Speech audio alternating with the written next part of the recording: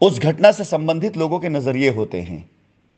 अलग अलग लोगों के पर्सपेक्टिव होते हैं। जैसे कि आप लो इस शाइन मैटर में, शाइन कंपनी मैनेजमेंट एक एंगल का अपना एक एंगल होगा, एक पार्टी हुई। शाइन के कस्टमर्स, उनका अपना एंगल होगा, उनका देखने का नजरिया अलग होगा, वो एक अलग पार्टी हुई। शाइन के एसोसिएट्स, उनका देखने का नजरिया, उनका एंगल अलग होगा। कोर्ट कचहरी, एजेंसी, कानून, उनके एंगल्स अलग होंगे। और इन सब की प्रकरण में जिनको इसके फायदे मिल रहे हैं अभी रिसेंटली, और अगर कंपनी का सारा मामला सेटल हो जाता है, कस्टमर खुश हो जाता है, जिनके फायदे उसके बाद बंद हो जाएंगे या कम हो जाएंगे, उनके अपने एंगल हैं। तो इसमें जितनी पार्टियां इन्वॉल्व हैं, चाहे वो कंपनी हो, चाहे कस्टमर हो, चाहे एसोसिएट्स हो, चाहे कानून हो, और चाहे इन सब व्यवस्थाओं के बीच को चलाने के लिए, संचालित करने के लिए सर्विस प्रोवाइडर हो, वो सारे के सारे लोगों का अपना अपना एंगल है।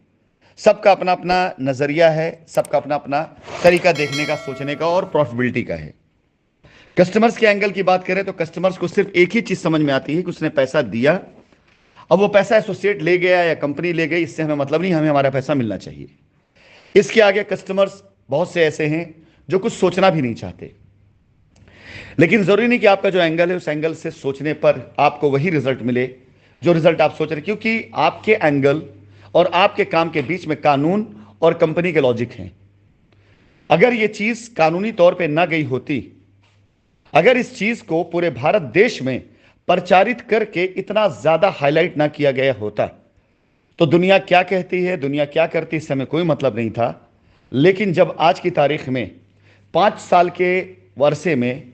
जो कानूनी एक्शन हुए, जो हम पर आरोप लगे, जिन्होंने हमें यह साबित किया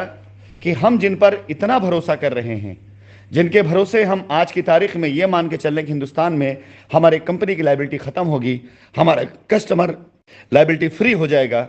उन्हीं सारे लोगों ने मिल करके शाइन परिवार को, शाइन परिवार के कस्टमर्स को ठगने की, लूटने की कोशिश की। अब आपको यह बताएं तो यह है कि जिन लोगों ने पिछले साल भर पहले, 2 साल पहले, 3 साल पहले, 4 साल पहले कंपनी की दी गई व्यवस्थाओं का दुरुपयोग करने के बाद कंपनी को ही बुरा साबित करने के लिए कस्टमर्स को अनाप शनाप बातें बोली थी कंपनी के खिलाफ में,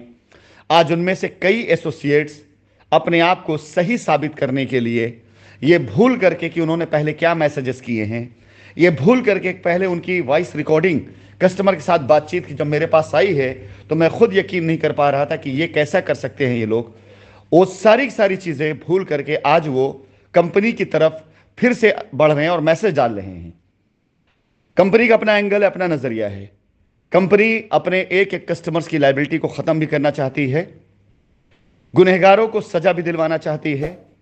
और हर वो व्यक्ति जो बेगुनाह है और जिसे बिला वजह किसी और के गुनाहों की सजा मिल रही है, उसे बाहर निकालकर, उसे बाइज्जत बरी कराकर, उसके हुए नुकसान को, डैमेज को पूरा करके असली गुनहगारों को उस जगह तक पहुंचाना चाहती है। यहां पर मेरे एंगल से जो बातें हैं मैं आपको बताना चाहूंगा ताकि आप सब इस बात को ध्यान में रखते हुए अपना अगला कदम उठाएं। हर वो कस्टमर जिसका पैसा कंपनी के अकाउंट में आया है, निश्चिंत रहे। आज मैं आपको अपना एक शब्द देता हूं और आपसे वादा करता हूं, आप इसको नोट करें। यदि इसमें कहीं कोई कमी आ जाएगी तो आप मुझसे सवाल करिएगा। आप सारे सारे कस्टमर्स जिन्होंने आज तक कंपनी पर भरोसा किया और कंपनी पर कोई केस नहीं किया, उनकी लायबिलिटी सबसे पहले उतरेगी। यह मेरी गारंटी आपको है कि सबसे पहले आपकी लायबिलिटी फ्री होगी। आप इस बात का रश करेंगे कि आप लोगों के बहकावे में किसी भी तरह की कोई भी ऐसी हरकत नहीं करने गए जिस हरकत की वजह से किन्हीं कानूनी मसलों में जा करके आपको उन सारे दायरों को पार करना होता। मैं अगर प्रोसेस की बात करूं तो आज कानून ही है जिसने हमें यह शक्ति दी कि हम आपसे ये बात कह पा रहे हैं। आज कानून ही है जिसने इतने साल तक काम करने के बाद कम से कम इतना तो हमें रिलैक्स दिया कि आप लोगों के मन में जो एक भरम, एक वहम गया था कि कंपनी पैसा लेके भाग गई, राशिद जी 68,000 करोड़ लेके भाग गए, और दुनिया भर की अफवाहें जो अखबारों की सुर्खियां बनी थी, आज वहां से नजर हट करके लोगों की इस बात पे चली गई कि यस, कानून ने अपना काम कर दिया है। जांच एजेंसियों ने कंपनी की जमीनों को जब्त किया हुआ है, कंपनी की जमीनों पर जिन्होंने लूट का खेल किया उन्हें गिरफ्तार करके उनका माल जब्त किया जा रहा है और आपका पैसा वहीं से मिलेगा। इतना तो कम से कम कानून ने हमारे लिए एक अच्छा कार्य किया है। साथ ही साथ कानून ने एक रास्ता भी दे दिया है, यह बताते हुए कि कंपनी के ऊपर जो लायबिलिटी है वो हर एक जेन्युइन कस्टमर की लायबिलिटी कंपनी को उतारी जा सकती है। जांच एजेंसियों के पास जो सिक्योरिटी, जो गारंटी, जो लैंड बैंक है वो एनफ है आपके अब तक के टोटल मामलों में। इन सारी चीजों में हमें इतनी शक्ति मिली कि हम आपसे बात कह पा रहे हैं कि आप अगर कानून के दायरे पे आकर के हमसे बात कर रहे हैं और आपने कोई लीगल एक्शन नहीं लिया है, जेन्युइन तरीके से हर एक कस्टमर्स की लायबिलिटी को उतारने के लिए मैं तैयार हूं। मसला उन लोगों के लिए आ रहा है जिन्होंने किसी भी वजह से किसी भी एसोसिएट्स को अपना पेमेंट किया हुआ, चाहे वो नगद में हो और चाहे वो उसके अकाउंट में हो। मैंने बार बार आपसे रिक्वेस्ट करी है कि एक बार कम से कम आपका एसोसिएट सही तरीके से साबित करने की कोशिश करे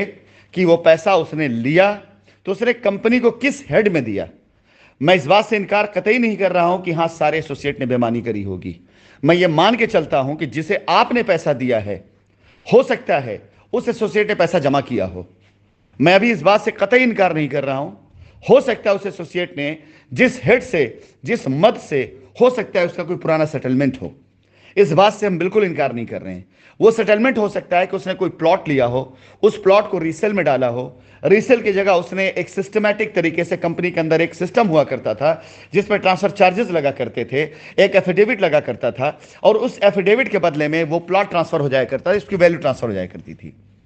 साबित तो करें, उसका पेपर डॉक्यूमेंट्स तो ला करके दे कि हाँ ये डॉक्यूमेंट्स, ये पेपर के एवज में हमने इस पैसे को इस हेड में इस्तेमाल किया।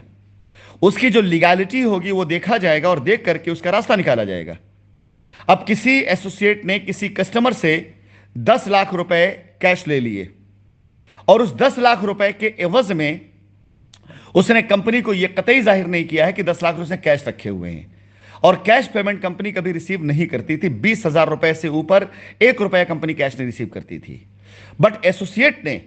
अपनी लैंड, अपनी जमीन, अपना पे आउट या अपनी किसी ऐसी चीज में ला करके कंपनी में उसे कंज्यूम किया और आपका कैश अपने पास रख लिया।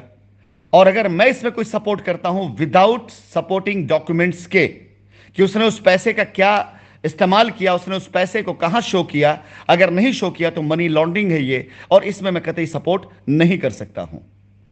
और आप कस्टमर इस बात को समझिए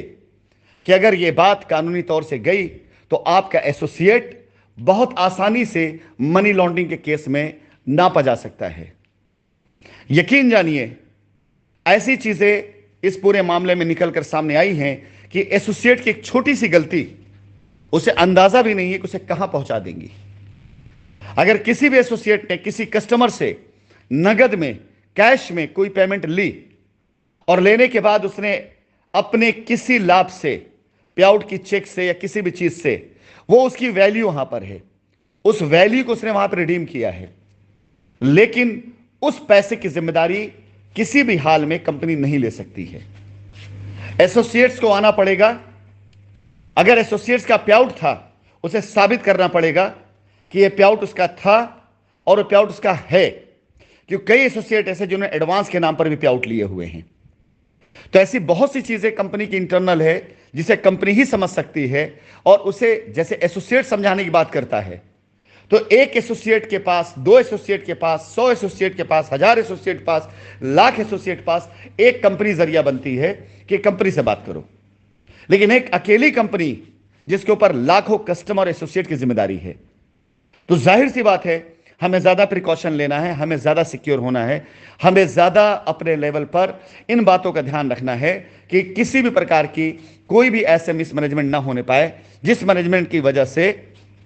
कस्टमर्स एक बार फिर से ऐसे किसी हालात का शिकार हो जाए। मैं अपनी बातों को खत्म करते हुए मेन बात कहना चाहूंगा कि यदि आप कस्टमर ये चाहते हैं जिनका पैसा एसोसिएट्स के अकाउंट में गया है या जिन्होंने एसोसिएट्स को कैश दिया हुआ है, दुनिया भर की फालतू बातों से किनारा करके अगर आपको अपने पैसे से मोहब्बत है और आप चाहते हैं आपका पैसा आपको मिले, तो सबसे पहले आप उन एसोसिएट्स को बाकायदा ये मैसेज दे दें कि जब तक आप इस फंड को, कंपनी में जेन्युइन तरीके से आपका फंड है, जिसके एवज में आप हमें रसीद देकर कह रहे कंपनी से बात करो, तब तक कंपनी इस फंड को मानने से इनकार कर रही कि वैल्यू आपकी है, इसके लायबल आप हैं। अगर पैसा आपका है, आपने जमा किया है, तो कंपनी की जिम्मेदारी आप पे बनती है, ना कि कस्टमर पर। अब किसी एसोसिएट ने अपने किसी पेआउट से, किसी एसोसिएट ने अपने किसी अकाउंट से पैसे ट्रांसफर किए, तो वो पैसा उस एसोसिएट का खड़ा है, ना कि आप कस्टमर का। आप कस्टमर किस हक से आकर के बात कर रहे हैं जबकि पैसा आपने उसको दिया हुआ है? आप डायरेक्टली मुझसे बात कर रहे हैं, आपके बीच का एक डॉक्यूमेंट्स गायब हो चुका होगा, यानी आप पास रसीद होगी लेकिन दूसरा डॉक्यूमेंट्स ट्रांजैक्शन आप पास नहीं है। तो सिर्फ रसीद लेकर ट्रांजैक्शन अकाउंट में नहीं दिखाई दे रहा, तो किसी हाल में आपकी दावेदारी नहीं बन सकती है जब तक वो एसोसिएट्स उस एग्रीमेंट को, उस पेपर को या उस चीज को लाकर साबित नहीं करता कि ये देखिए, ये पैसा हमने फला फला कस्टमर के नाम पे जमा किया था और इस पैसे की देनदारी इन्हीं की है। हम बैठ करके उसका एक नया डॉक्यूमेंट्स तैयार कर सकते हैं कि एसोसिएट्स की वैल्यू जो कंपनी में ऑलरेडी मौजूद थी, चाहे प्लॉट के तौर पर हो, चाहे इन्वेस्टमेंट के तौर पर, उस वैल्यू को उन्होंने अपने कस्टमर के लिए सेल किया। उसकी जो भी अकाउंटिंग होगी, उसका जो भी टैक्सेशन होगा, उसको समझ करके उसके प्रॉपर डॉक्यूमेंट तैयार करा करके वो क्लेम कस्टमर का मान लिया जाएगा। लेकिन अगर आपने पैसा कैश के तौर पर किसी एसोसिएट्स को दिया है, आपने पैसा किसी भी तौर पर किसी एसोसिएट्स दिया है और एसोसिएट ने उस पैसे को अपने बुक में शो नहीं किया है, अपने बुक में उसने दिखाया नहीं, इनकम टैक्स में नहीं दिखाया है, और वो ये चाहता है कि इस पैसे को कंपनी मान करके आपको चुका दे, तो एक तरह से एसोसिएट के द्वारा वो पैसा जो जमा किया गया है वो ब्लैक मनी है और उस पैसे को एसोसिएट अपने पास रखा हुआ है और वो एसोसिएट उस पैसे को हजम करने के लिए कंपनी और आप कस्टमर को हथियार बना रहा है। अगर आप उस कस्टमर के नाते जिसने पैसा उसे दिया और एसोसिएट उसके ऊपर इस तरह का प्रेशर कर रहा, आप कंपनी से बात करो, अगर आपको कुछ करना है तो अगर एसोसिएट आकर के उस पैसे को जेन्युइन तरीके से साबित नहीं करता, एक नंबर साबित नहीं कर रहा है, तो दूसरा रास्ता सिर्फ इतना बनता है कि आप उस एसोसिएट के ऊपर एक केस करें और केस में आप बाकायदा लिखें कि आपने जमीन बुक करने के लिए शाइन सिटी में पैसा इनको दिया था और यह पैसा कंपनी में न जमा करके इन्होंने फर्जी रसीद के जरिए हमें इतने दिनों तक बरगला के रखा, और आज जब कंपनी वापस आ रही है कोर्ट के फैसलों के बाद और कंपनी जब रास्ता देने की बात कर रही है, कोर्ट के फैसले के बाद कोर्ट से भी रास्ता मिलने की गुंजाइश दिखाई दे रहा है, तो हमारे प्रॉपर डॉक्यूमेंट्स ना हो पाने की वजह से अपना क्लेम नहीं कर पा रहे हैं, जिसमें सरासर इस एसोसिएट की गलती थी और हमें इतने सालों तक बेवकूफ बनाया गया। बाकायदा उसके लिए आपको लॉयर दिए जाएंगे और उस एप्लीकेशन, उस एफआईआर को हम बाकायदा कोर्ट और ईडी को भी प्रेषित करेंगे, जिससे यह पता चल सके भारत देश की कानून व्यवस्था को और एजेंसी को कि स्कैम हुआ है। इसमें कोई दो राय नहीं, स्कैम हुआ है, लेकिन स्कैम कंपनी ने नहीं किया है, कंपनी के साथ हुआ है। स्कैम किया गया है लेकिन स्कैम करने वाला नहीं भागा, स्कैम करने वाले को बिल्कुल वहां पर सुरक्षित लोगों ने बैठा रखा हुआ जिन्होंने स्कैम किया हुआ है, और जिसके खिलाफ स्कैम किया गया उसे भगोड़ा साबित किया गया है। यह स्कैम हुआ है और शाइन परिवार इस स्कैम का पीड़ित है, चाहे वो शाइन के लॉयल एसोसिएट हो, चाहे वो शाइन के कस्टमर हो, चाहे शाइन का मैनेजमेंट हो। यह पूरा का पूरा स्कैम उन लोगों के खिलाफ किया गया है और स्कैम करने वाले लोग वो लोग हैं जिन्होंने शाइन की जमीनों पर आज कब्जा कर रखा है, जिन्होंने शाइन की जमीनों की गलत रजिस्ट्रियां करा करके कस्टमर से फिर से पैसा लिया है, जिन्होंने शाइन की जमीनों पर अनाधिकृत तरीके से वहां पर बाउंड्री करा करके, मकान बना करके, शादी लॉज बना करके न जाने कितने इस्तेमाल किया है। स्कैम किया उन लोगों ने जिन्होंने कस्टमर्स का पैसा अपने अकाउंट में लिया है। स्कैम किया उन लोगों ने जिन्होंने किसान से डायरेक्ट रजिस्ट्रियां करा दी हैं। ये सारे के सारे स्कैमर अभी वहां मौजूद हैं और ये जान के रखें कि अगला 3 माह बहुत काफी है ऐसे हर चीज की जड़ खोदने के लिए, ऐसे हर मुद्दों को उठाने के लिए। और पहले मेरी आवाज सिर्फ और सिर्फ आप कस्टमर तक जाती थी और आप उसे सुन करके दुनिया भर की अफवाहों के बीच मेरी आवाज में कुछ लोग यकीन करते थे, कुछ लोग यकीन नहीं करते थे। लेकिन आज की तारीख में मैं ये जानता हूं मेरी आवाज कहां कहां तक जा रही है। आज की तारीख में मुझे पता अपनी आवाज कहां पहुंचाना है, और इन सारी चीजों के लिए 10 सितंबर का डेट मैंने रखा हुआ है। मेरी तरफ से तैयार की गई रिट, जिसमें ये सारे मामलात को संलग्न करने के बाद मैं अपनी वापसी की अपील करने के साथ साथ इस पूरे मामले को भी गंभीरता से जांच करने के लिए एप्लीकेशन डाल करके हिंदुस्तान की सरजमीन पर अपनी कंपनी के लिए, अपने कस्टमर्स के लिए, अपने वफादार लॉयल एसोसिएट्स के लिए, हिंदुस्तान की जनता के लिए वापस आ रहा हूं। और मेरा आना बिल्कुल उतना ही जरूरी है जितना जरूरी इस कंपनी का चलना और आपका पैसा मिलना और हमारा आपका साथ मिल करके काम करना है। मेरा आना उतना ही जरूरी है जितना मेरा सांस लेना जरूरी है। तो ये आप मान के चलिएगा कि इस बात को मैंने एक जिद बना के रखा हुआ है कि हिंदुस्तान की धरती पर चाहे कुछ भी हो, लेकिन राशिद नसीम शाइन परिवार को एक बार फिर से खड़ा करके दिखाएंगे और आकर के दिखाएंगे। इसीलिए आप सभी कस्टमर से मेरा अनुरोध है कि जिन लोगों ने कस्टमर्स ने पैसे एसोसिएट्स के अकाउंट में दिए हैं, वो सारे सारे कस्टमर्स इस बात को गंभीरता से लें कि यदि अभी आप नहीं चेतेंगे तो जब मैं इन बातों से मुंह मोड़ लूंगा तो मेरा काम सिर्फ एक होगा, जांच करवाने का, अपने लॉयर के जरिए कोर्ट के अंदर इस बात को कन्विंस करने का कि स्कैम किया गया है और कोर्ट को बरगलाया गया है। स्कैमर्स यही मौजूद हैं, कहीं पार्टी बनकर कोर्ट में मौजूद हैं, कहीं पर एफआईआर करके मौजूद हैं, कहीं पर अपना दुकान चला रहे हैं, कहीं पर अपना मकान बनवा रहे हैं, कहीं अपना कॉमर्शियल चला रहे हैं, कहीं ऐश कर रहे हैं। सारे स्कैमर वहीं मौजूद हैं। इन सब की प्रॉपर इनकम को चेक किया जाए, सबके बैंक अकाउंट को चेक किया जाए, सबके ट्रांजैक्शन चेक किए जाए, हर एक चीज चेक की जाए। शाइन आने से पहले इनकी औकात क्या थी वो चेक किया जाए, शाइन आने के बाद इनकी औकात, इनके परिवार की औकात, इनके माता पिता की औकात, इनके रिश्तेदारों की औकात क्या हो गई वो चेक किया जाए। एक एक गाड़ी, एक एक मकान, एक एक आशाइश, हर वो चीज